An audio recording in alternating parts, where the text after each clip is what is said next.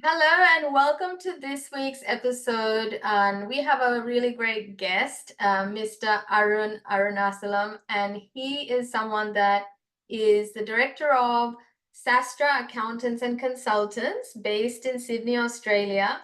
And he has been consulting lots of types and sizes of businesses for over a decade. And this is the guest that have been waiting to bring to our channel for to our community to start talking about the unspoken stuff. We've been talking all things business, marketing, sales, but we need to know what to do with the cash, right? We need to know what to do with the product of all that. So, welcome, Arun. How are you doing?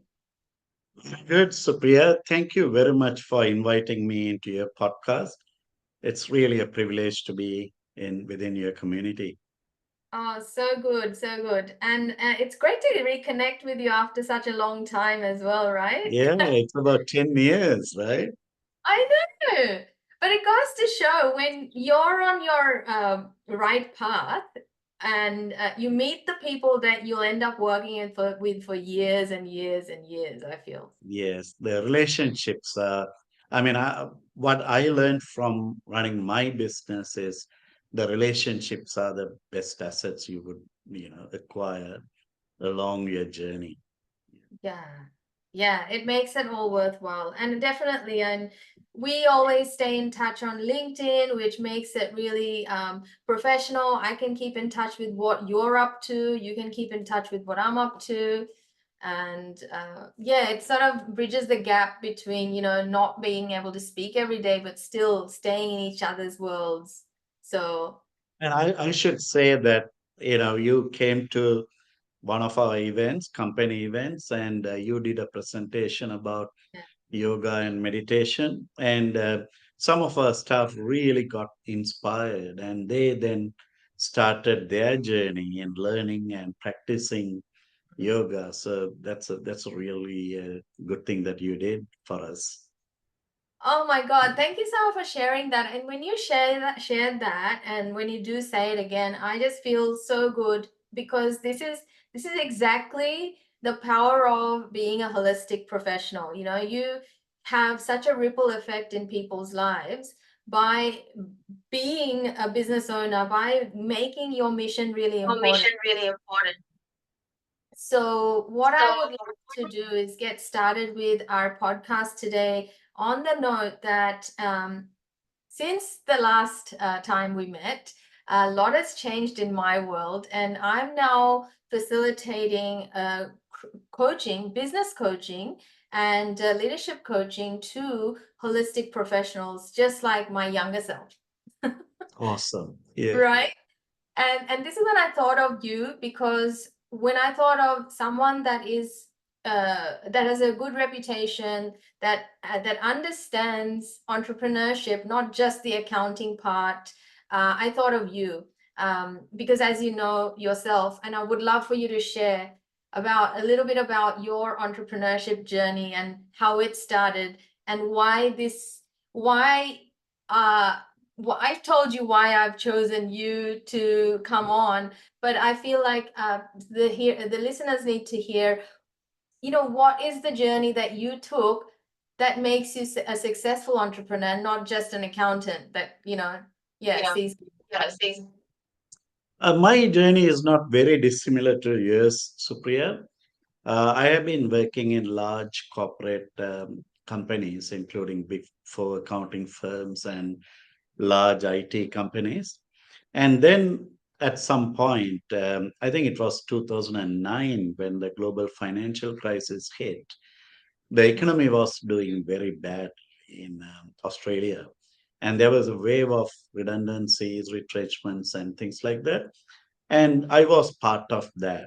And so I was made redundant about three times in a row within Mm, like 2 years. Then I thought, okay, let me look at doing something on my own. Uh, you know, it's very hard to sack me, right? If I have my own business.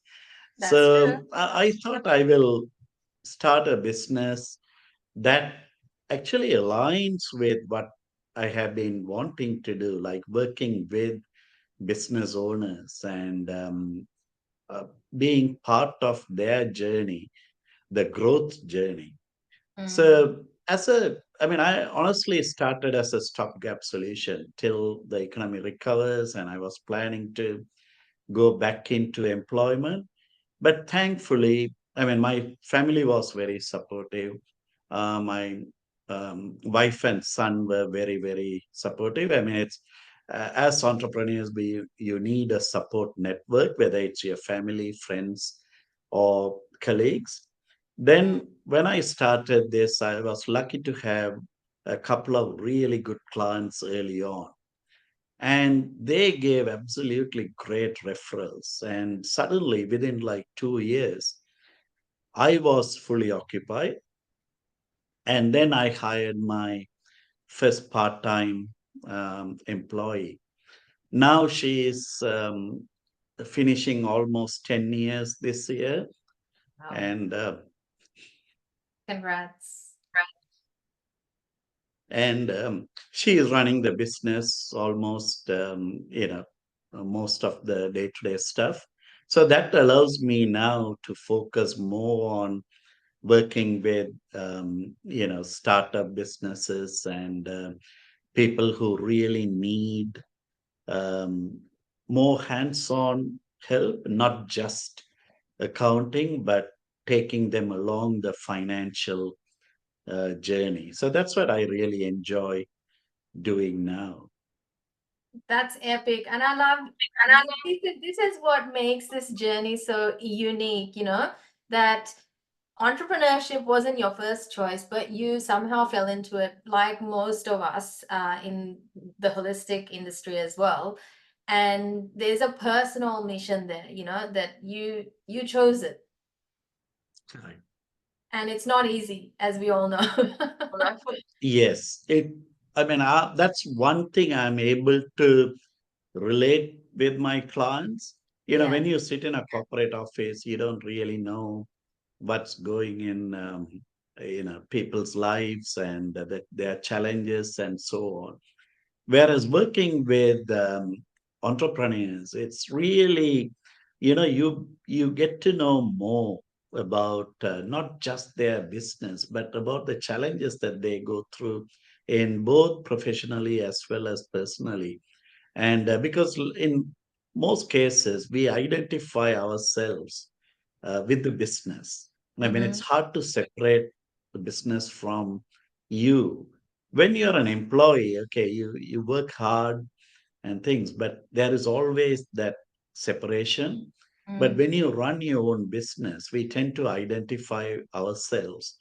And that is something I think, it'll take a while to separate that and, not to get entangled, but that's a different topic, I would say. No, I love it. And I think, there's actually there are a lot of speakers emerging on this specific niche, on how to actually separate your energy from your business, so your business can run itself and you can have a life outside of your Mm. business, um, especially for those of us that are guiding performance of a business, so for my current niche, I'm helping holistic professionals have a lifestyle and a business.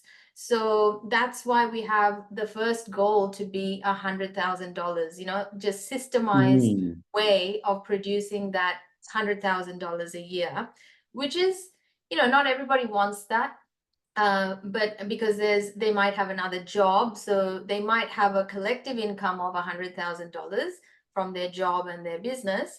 But we all know that rising cost of living, plus everything else that it takes to run your business or provide your services, can be easily covered by those $100,000, right? Correct.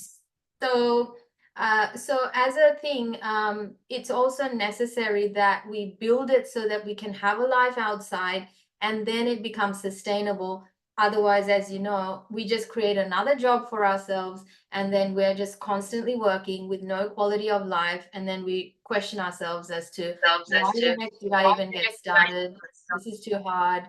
And then we're just going down that road of, failure, business failure, or life failure, or personal failure. So, Exactly. That's exactly. I mean, what I like about what you are doing, Supriya, is yeah. people like when you're a small business owner, you are very lonely, right? Mhm. You don't know the challenges that others would be going through, Yeah. and you should always look up to people who have been there and done it, and who have passed certain challenges and learn from them as to how they overcame their challenges. And what you are doing is really extraordinarily helpful for small business owners. Fantastic. Thank you, Arun. That's actually, it's really good to hear from someone like you, because you also understand the fire that we all have to go through to realize what are some of the key values that we need to have in place so that we don't burn out, so that we don't, forget Mm, ourselves in the process. And also the business, sometimes, like you said, the challenges that might show up in our finances is a direct result of how we're treating ourselves. yes, Yeah. But then there are like there that's why we need role models. That's why we need mentorships. That's why we need a community around us of people that have done the journey and instill the values and processes and steps and make it easy for us. Sometimes you just don't have the bandwidth to think of these things correct. yourself. Yeah, so that's the kind of community we are creating, and I'm so happy that you're going to be coming on board as well and helping us with this kind of mindset of, actually making it financial, a viable business so that we can actually keep living our lives while serving our mission and purpose. I'm really looking forward to working with you and Yeah. your clients, Supriya. That's Yeah. awesome. So, one of the couple of things that we really want to go into today is cash flow and taxes, and Yeah, and I I don't guess know. the most important ones. Yeah. Yeah, right. So, what are we actually working for? We're working for cash flow, are we not? Like, yeah. Yes. Um, yeah, and so I mean, you're the expert. You're gonna show us what do we need to know, what are the fundamentals that a holistic professional service-based business going towards that six-figure business, what are some of the things that they need to know or have in place as fundamentals for cash flow, good cash flow? Yeah. Let me start by drawing an analogy from your business or the holistic wellness business. If we say, the soul of the business is the purpose, the vision, and the mission of the business, and so on, I would say the body of the business is your systems and processes, Mhm. where cash flow is your blood, right? Now, when cash flow dries up, you die. When the blood dries up, you die, right? So, cash flow is such an important thing, especially in the initial stages of growth, because growth sucks up a lot of cash. So, when you start your business, initially people start as a side hustle, and they get their first client, they get excited, then the second client, third clients, and then at some point you will need additional money. You might need to hire initially, you might do your work at in your garage, then at some point you overgrow and your garage, and then you need a space for rent. Suddenly you are having a fixed rental expense, of a couple of $1,000 or whatever, a couple of hundred, a couple of thousand, depending on the, you know, size of the place where you are located and so on. Then you start working, yeah, whatever that you earn, you will need to cover that before you can take any money for your own expenses and so on. So that's why cash flow management is such an important thing. So generally for small businesses, like we look at what we call operating cash flow, which is essentially the money that you get from your business, which is income from your clients or customers, that is the cash inflow, and the money that you pay to your suppliers, employers, and um, the tax office. So that is your operating cash outflow. The cash inflow minus outflow is basically a net cash flow. When your cash inflow is higher than the cash outflow, obviously you don't have a cash flow issue, Mm. right? You have money increasing in your bank account because your cash inflows are higher than your cash outflow. Yeah. Having said that, if it's the other way, where your cash outflow for your expenses are higher than your cash inflow from your customer income, that's where the stress comes in, right? Mm. With small businesses, again, like depending on the nature of the business, Mhm. there could be fluctuations in your income. That is the major challenge new businesses will have to, grapple with, deal with. So, in a good month, say you might make 10 grand, right? And your expenses are like 6 grand. So you're happy that you made 4 grand excess. Mm. And you take that money and you spend everything. Then next month, for some reason, your income drops. It's school holidays, people are traveling, your clients are not coming, there's a lot of cancellation. And then your income is the cash inflow is lower than the outflow. So how do we manage this? Right? That is the basic you know thing that we help our clients with, right? So what we do is kind of create a forecast. Now, again, with smaller businesses, especially if they are in startup phase, it's hard to do forecast, and we all often find the owners are pretty optimistic about how the business is going to grow, but then sometimes the disasters strike and unexpected things can happen.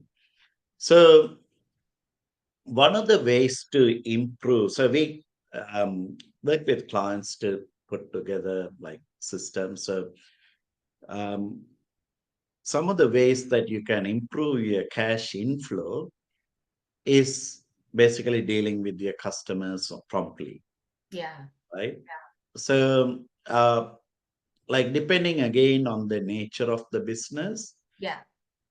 if you have clients who are on a package, right? Say X number of sessions for 2 grand, and those kind of packages help. So whether they turn up or not, Yeah. you have got the money in advance, right? And say another way is to put them on direct debit, right? Yeah, so we're going into strategy right now, but Yeah, let's look at. I can. Is it okay if I like look at the cash flow a little bit more? sure, So sure. thanks Yeah, very much for using great metaphor. Like I love the body, soul, and blood flow. It's really clear in my mind. I hope the audience also gets that. Um, I'm sure they got it. So with a struggling business, right? If they're struggling Mhm. with cash flow, what's the first place they need to look at? Like, what's the first place that we would ask them to look at to start looking at how to improve cash flow? I would look at what drives the cash, both in inflow as well as outflow, right? Okay, So yeah, when you look at the drivers of cash inflow, yes. it's basically it's two It's things. sales and marketing. That's the driver. Um, That's the cause. Correct. What about the So you outflow? need, Hmm. I would say I would kind of go one step further. Yeah. It's your number of customers, the value of your sale, and the frequency of your sale, Mm-hmm. Mm-hmm. right? Now, if you increase, right, any of those or all of them, Yeah, then your cash inflow is going to improve, absolutely. right? Obviously, what you mentioned about sales and marketing, they Yeah. are the forces behind increasing those things. But understanding that a lot of people think that it's just the number of customers. I need more customers. Yeah. Yeah. And a lot of small business owners are scared to raise prices or to fix higher prices. They are concerned that they will lose clients. So Yep. it's a fine balance. You look at the number of clients and then the amount that you want to charge them and Yes. how frequently, like whether you are going to have them, say, twice a week, once a week, or like how do you serve them Yeah. and match that. So these three will determine your cash inflow, Yeah. Yeah, I like that right? exam, and I like that because that's exactly what I had to do in my business. When and funny that you mentioned the start is like when we start off with the lowest investment space. You know, it could be someone's garage or it could be someone's another space hired. You know, but then once you take on the overheads, then your responsibilities change, and during that time for my business, that's when I realized, wow, I'm a solo operator. You know, I'm doing everything on my own. I cannot serve more clients even if I wanted to, and that's just gonna finish me, you know. So I had to actually learn how to price, how better pricing strategies, better time management, better scheduling, and also, like you said, the frequency of sale of the same customers by looking at the customer journey that we can have with them, right? So those are some of the Hmm. strategies I learned for being a small business owner. So I like that you brought that up with inflow. And there's so much to talk about on the fear of raising prices. I think the Australia suffers from this a lot as a whole, right? I uh, think it's a like very natural yeah, fear yes, when you think of raising prices. But with the current, cost of living increases and everything, unfortunately, people have to overcome that fear yeah. and get what they deserve. Yeah, and I like that, and it's good to hear from someone that is a business owner themselves. You're not just speaking, you know, just out emotionally. You're actually speaking from what you practice in your business yourself. Um, what about outflow? Like, what do they need to look at with outflow when it comes to a struggling, you know, business with struggling cash flow, struggling with cash flow? What do we do about outflow? What are we looking at? The outflow, the critical factor would be planning, Mm, right? Because say inflow, it's hard to plan, right? You can do, everything, okay. Right. But still, if the clients don't come, Yeah. if the clients don't buy your courses, if the clients don't visit your studio, you are not going to get money. Sure, sure. Yeah. But the cash outflow is something that's generally mostly within our control, Mm-hmm. right? So that's where the business owners will have to plan. So we normally look at the cost in two categories. One is a variable cost, the other one is a fixed cost. Yeah. Now, variable cost could be, right? Example is if you hire a studio for a couple of hours to run your session, Mm-hmm. then the more sessions you run, the cost will increase. But if you don't have that many sessions, you are not spending that money, right? So, for example, in one session, you are making like $1,000 and your studio rental is, say, $200. The net is like $800, right? Yeah.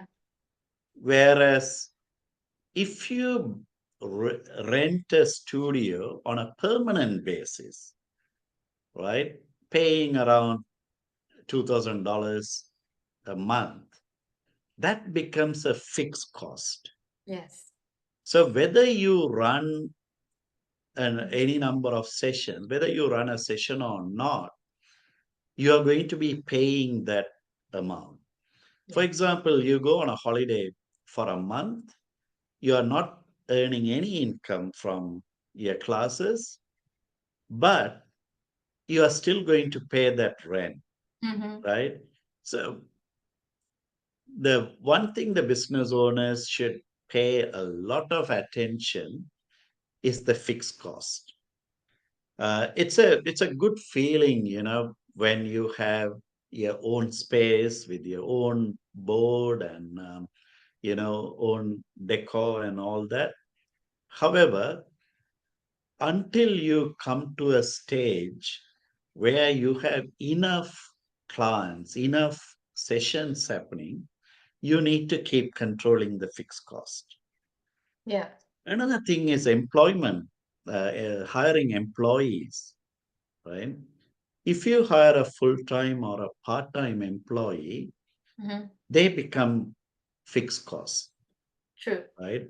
Whether they have enough work or not, or whether you are getting enough income or not, you have entered into a contract to Mm-hmm. pay a certain amount of money as salary. However, if you go and find somebody who could help on a casual basis Mm-hmm. or remotely like a VA or from Upwork or somewhere, Yeah. right? On a as needed basis, that is more like a variable cost. Yeah. Okay. So what I'm getting is, yes, this is provided cash is coming in.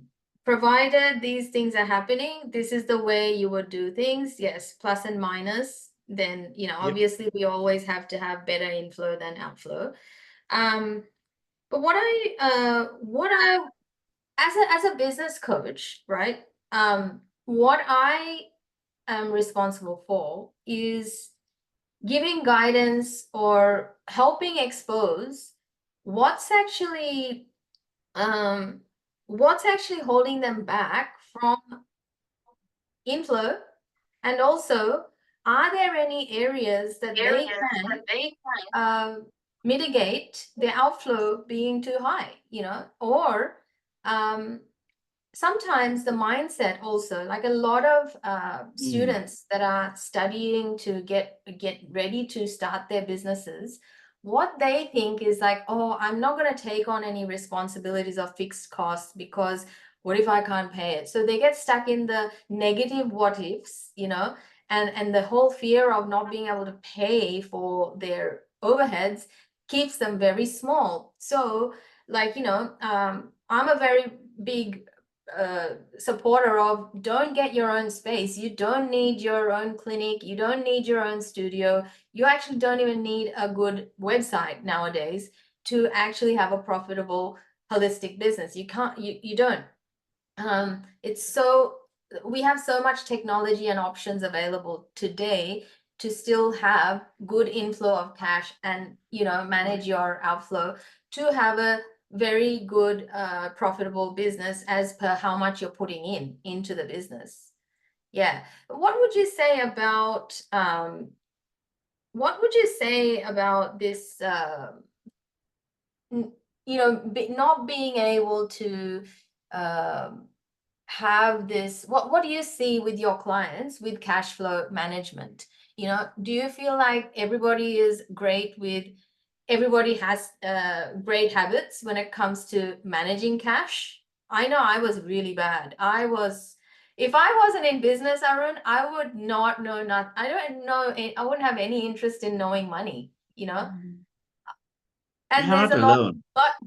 deeper things to go into it with that. Yeah. But tell me from your experience, being the person who deals with business owners and their money, how would you, what do you have to say about cash flow management habits and all that?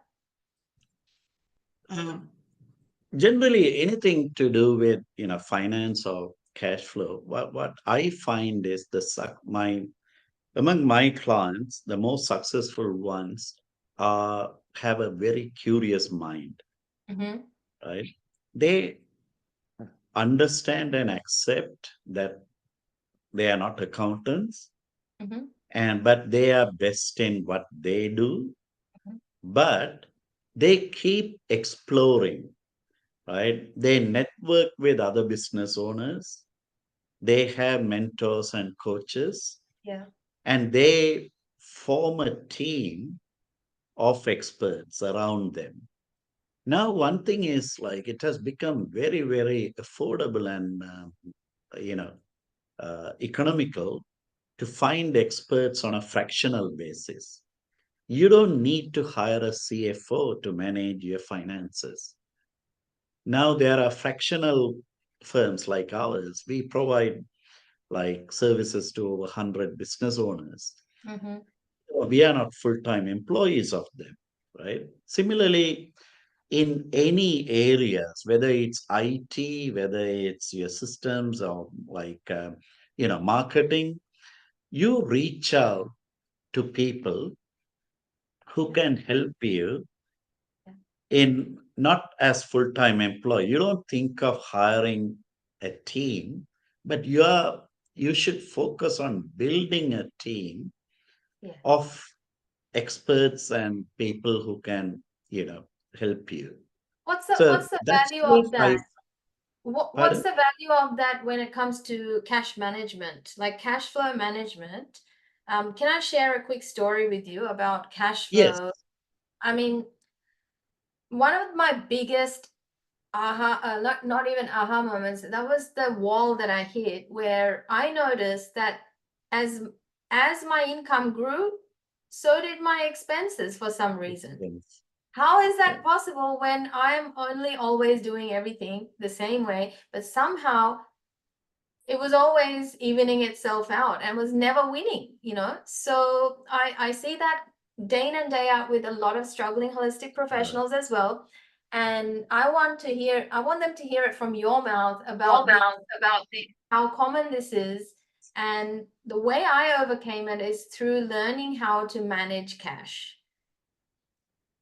How, yeah. Yeah, very good scenario, Supriya. I mean, it's 90%, at least 90% of us are like that. Whether you are an employee or a business owner, even if you're an employee, like that's a good analogy to first look at it, right?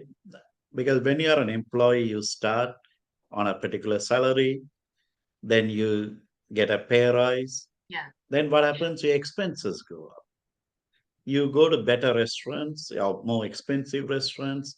You Mm. start buying more expensive clothes. Your habits change.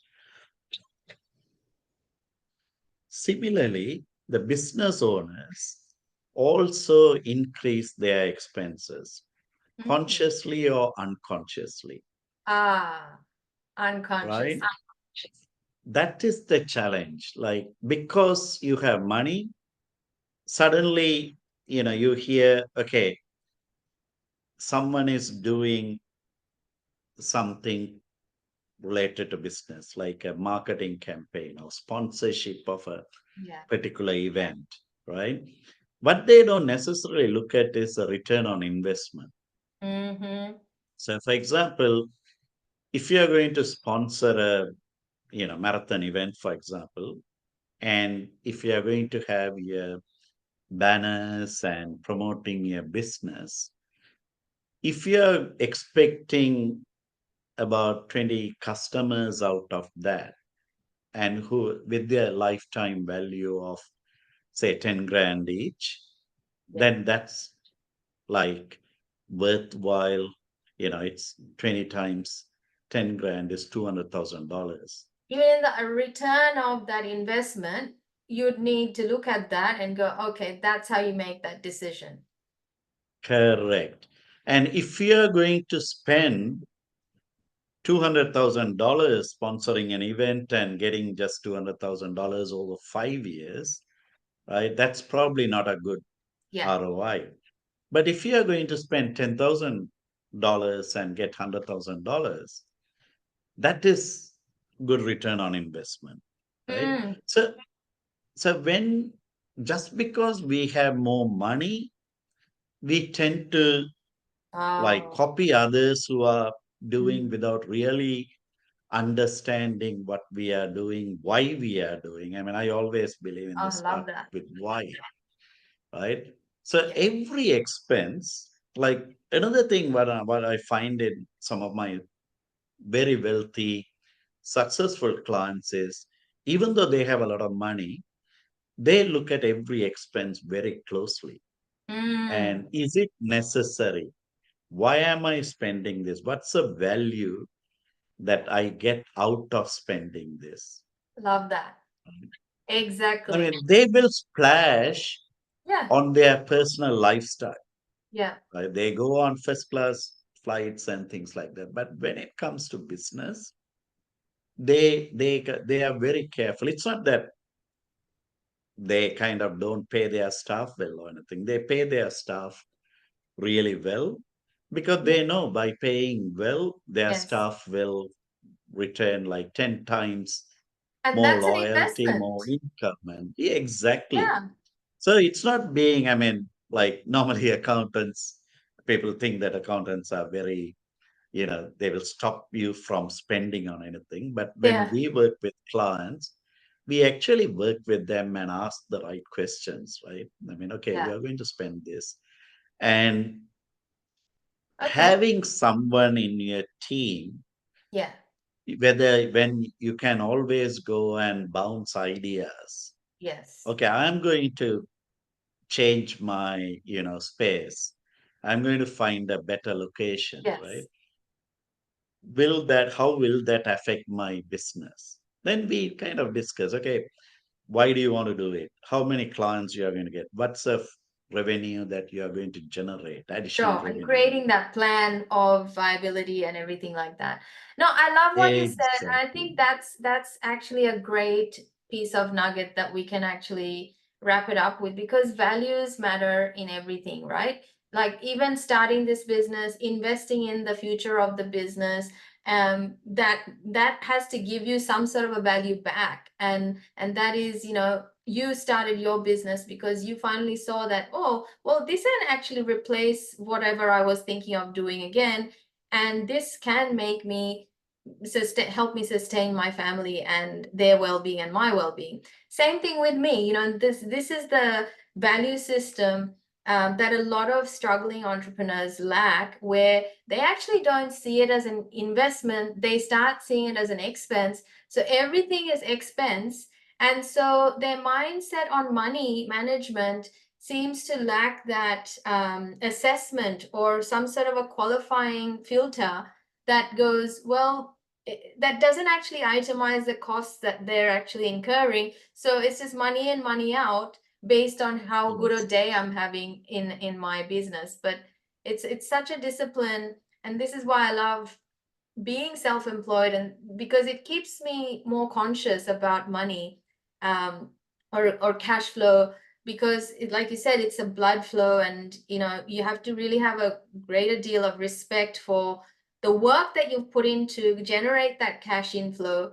Now you need to value that to be able to create more, and also invest it in things that actually bring you back more, so Absolutely, yeah, absolutely. so that Yeah. it's like a cycle, and that's the kind of mastermind we're hosting, where we encourage this kind of thinking, where we disrupt the old way of thinking, where, well, as an employee, we think, well, if I put in this many hours, then I get this many dollars.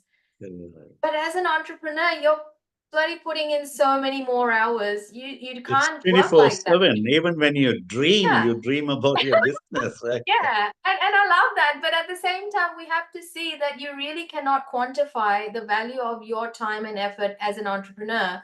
And that's why it's so much more important to have value of your money. Like, you really have to, not just money, but your cash flow. You really have to value cash flow to start learning the habits that help you improve cash flow. Exactly. And yeah, someone like Arun will be able to show you how to separate yourself from your business cash flow stuff, how to um, develop those habits. And it's a habit. It's not easy, because it's a way of thinking, right? It's a way of thinking. You don't understand how many times I got told off by my accountant back in the day, where she's like, well, Supriya, I've told you that many times, separate the business account from the personal account. Have a separate credit card to your personal credit card. And it's like, oh my God, I don't know. I'm hearing you, but I'm not doing it for some reason. Every year it was like the same thing. So these are habits, but the habits produce a result, which is better cash flow management. And that comes from the values. Like you said, the soul of the business, the vision is the driver, right? Like, if I want to build that six-figure business, like, what had to change in me was to actually start thinking long term.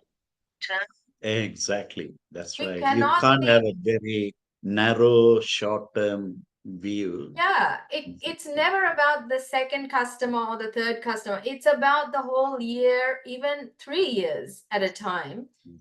And that's what I want to always encourage people to think bigger, and not be afraid of taking on the rent. Doesn't matter, because if you plan, like you said, everything is possible. Planning Yes. is, everything is possible. Awesome. So now we're going to go to the next sexy topic of tax, TAX. Ah, that's not the most pleasant one. Again, that actually impacts the cash flow as well. I'll come to that. So in Australia, we only have a pretty, straightforward Mm, system. We are lucky to have, pretty basic, very simplistic system.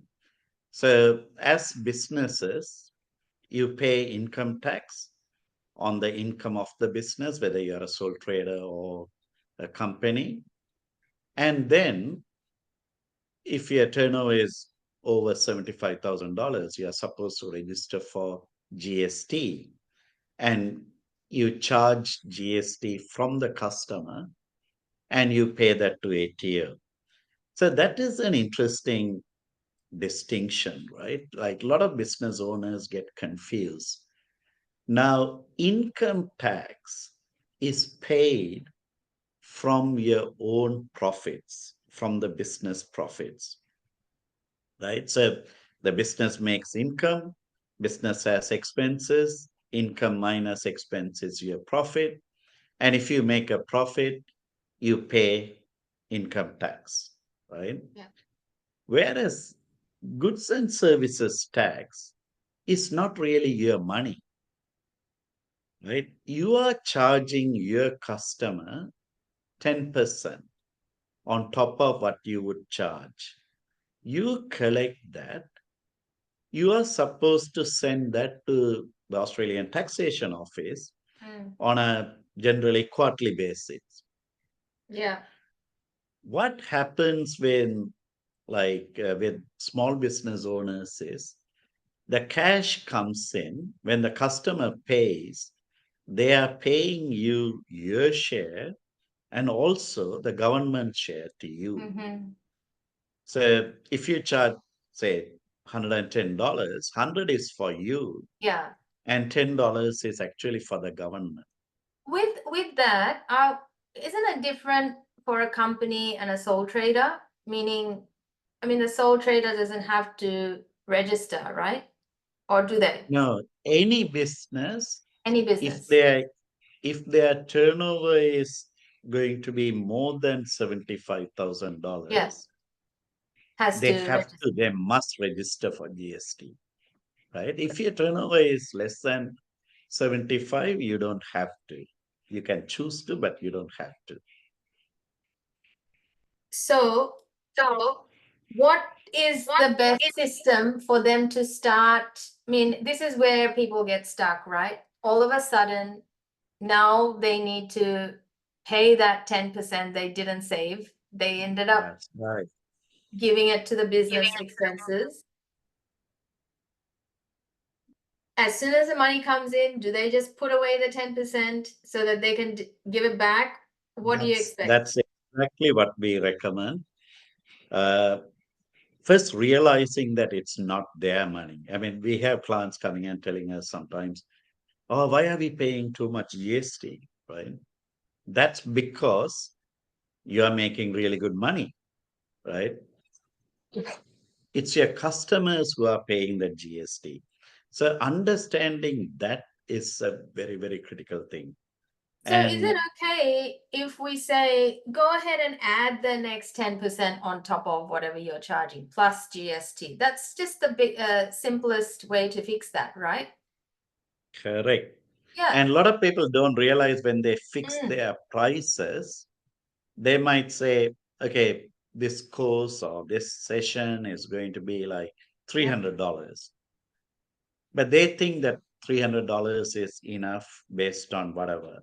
But when you get that $300, Yeah. 10% of that is going to actually go to ATO. Yeah. So your pricing, you need to factor that GST, right? And Perfect. coming back to your question, how to manage? I mean, that's a very, very common problem Yes. that people have because over 3 months, you have been charging the clients, and then the clients are paying this GST. And then say your income is $100,000 per year. So that means per quarter average, say 25 grand. So you need to come up with about $2,500 Yeah. to pay as part of your GST payment to ATO. Suddenly you need that Yeah. 2.5 grand. That's not in your bank account. Yeah. So the best thing is to set up like a online savings account along with your transaction normal account. Yeah. And once a week, I would say, look at how much you receive Yeah. and move about 10% into that account, Okay, one right? final question. They're on their way to build their $100,000 business. When Correct. is the right time to register for GST? It's a very, very interesting um, question, Supriya. ATO says that when you know that your income is going to be over $75,000 Okay. Mhm. in the financial year, Yeah. you need to register for GST, Okay. How easy is it right? to register?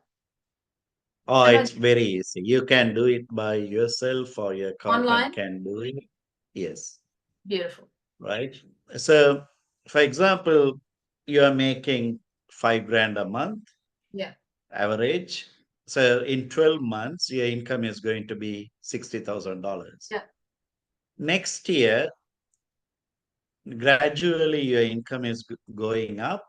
And when you hit about 6 grand, 7 grand, you should think about registering for GST Yeah. consistently. But if you suddenly have a one big month of Yeah. $10,000 and then average is $4,000, you don't need to. So what if they register? What's the cost of registering early? And there's no penalty, right? For registering for GST? No, no penalty. Ah, As long easy. as you charge the clients the Yeah. GST and remit to Yeah. ATO. So They have. even if you don't have $75,000, some businesses, right, even in the wellness industry, Yeah. certain services may not be taxable, GSTable, right? Health related services and Yeah. so on. But what they can do is when they buy stuff, they are paying GST to their suppliers. Yes. So uh, it's kind of a you know more technical issue Yeah. because they are not charging their clients GST, but they are paying GST to their supplier. It's Mhm. still worth registering for GST and collect that refund back from ATO. Okay. So what I'm hearing is, look, just register for GST because this is our when we move our cohorts from, making inconsistent income, say they're making 20, 30K a year. Now we want to push them to make the leap towards their 100K a year business, or making as much money to complete that 100K, total. It's Yeah. best that they just go ahead and register for the GST so that later on there's no issue. They can increase their charges or at least itemize the invoice to say plus GST, collect that amount and put that money aside so that there's no confusion when it comes to tax time. Correct. Except one caveat there. Yeah. If you are definitely not like going into that $75,000, and if you register for GST, from a competitive pricing perspective, your price is going to be 10% more, right? Than a person like, I mean, pricing varies from business to business, Yeah, and but the way that we like, could be a small issue that you need to consider. I wouldn't actually look at that as an issue because these are the things that I had to acclimatize to realize that, look, and one of my mentors also says, just start as you mean to go on. Start as Sure. you need to go on. Like it's about the vision in a year's time, not today, but in a year's time. How are you wanting Correct. to operate? And that's how we're going to take the steps today. However, there's no risks involved in terms of maybe owing the tax, owing the ATO money just because if our income is not as high, then we're not having to pay anything. So it's just like, yeah, and it's all in our heads, right? About what other people That's are true. thinking That's true. about, That's true. yeah, Yeah, fees. No, thank you so much for clarifying those points, Arun. I would love to invite you back one again. Would you like to come back? of course. Of course. It's a pleasure talking to you, Supriya, and I'm sure like you know if your community finds this useful, I'll be happy to come back. No, this has been really an hour of power with regards to the important stuff, like you said, the blood flow and um, a lot of this stuff, the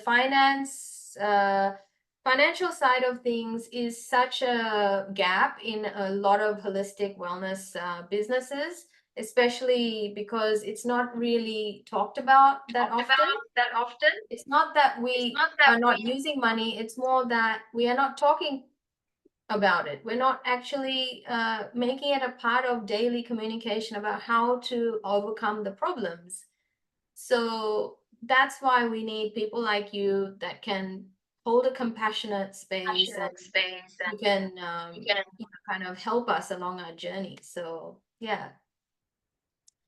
I would say actually, it's a fear of unknown. Mm. People don't talk about it because they are scared about, to raise that thing. But Mm. once they start familiarizing themselves with the thing, they would actually find this is one of the easier problems to deal with Yeah, rather than building your business, true. right? So it's a fear of unknown, I would say. Thank you, Arun. And where can people find you? Where should they reach out to you? What's the best place to reach out to you on? They can always go to our website, www.sastra.com.au, Mhm. and we have a lot of information about the services that we provide, and also the details of our packages that we Wonderful. offer to different size of the clients. Beautiful. And or they can email me at arun@sastra.com.au. I'll be happy to, chat with them and whatever help that they need. Great. And then, yeah, we can take it from there. Wonderful. I'll also add Arun's details under inside the show notes. And wherever you're consuming this episode, you can check inside the description box. Arun's details will be put there. And of course, he's become a part of our community of advisors. So he'll definitely be contributing more toward our community's growth. Thank you so much, Arun. Is there any parting words that you'd like to leave us with today? What you are doing is awesome, Supriya. I mean, like, this is something that every budding entrepreneur needs. The mentorship and the guidance that you are providing is absolutely critical for their success. So, thanks for inviting me, and thanks for bringing me as part of this journey. Thank you, Arun. Thank you so Thank much. you. All right. All right, guys. We'll be dropping this episode here, and we'll look forward to connecting with you in the next episode.